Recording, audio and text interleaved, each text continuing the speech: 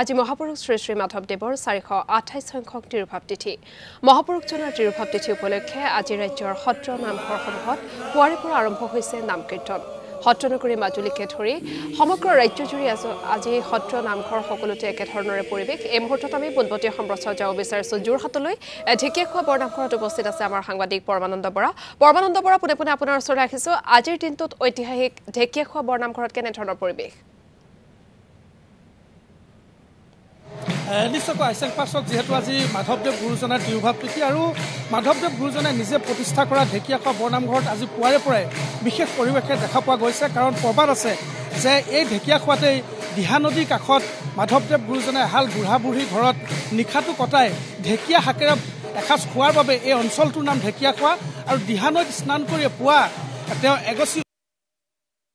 কৰিছে আৰু আজিও সেই অক্ষয় বন্তি ঢেকীয়াখোৱা বৰনামঘৰ ৰূপে জনা যায় আৰু এই মুহূৰ্তত যিহেতু আজি মাধৱদেৱ গুৰুজনাৰ তিৰুভাৱ তিথি সেইবাবে বিশেষ পৰিৱেশে বিৰাজ কৰিছে মোৰ সতীৰ্থ ভিডিঅ' জাৰ্নেলিষ্ট LK দেখুৱাব যে ঢেকীয়াখোৱা বৰনামঘৰত এই মুহূৰ্তত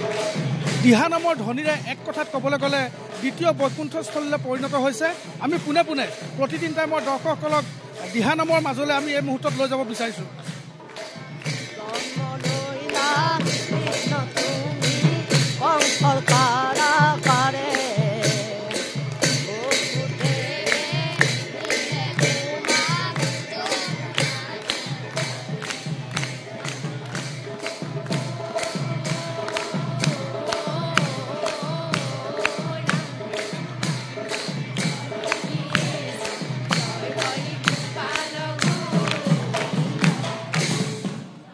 দেখা পাইছে আইচেংফা যে দ্বিতীয় বৈকুণ্ঠস্থলীলৈ পৰিণত হৈছে আজিৰ দিনটোত এই ঢেকীয়াখোৱা বৰনামঘৰ আৰু বিশেষত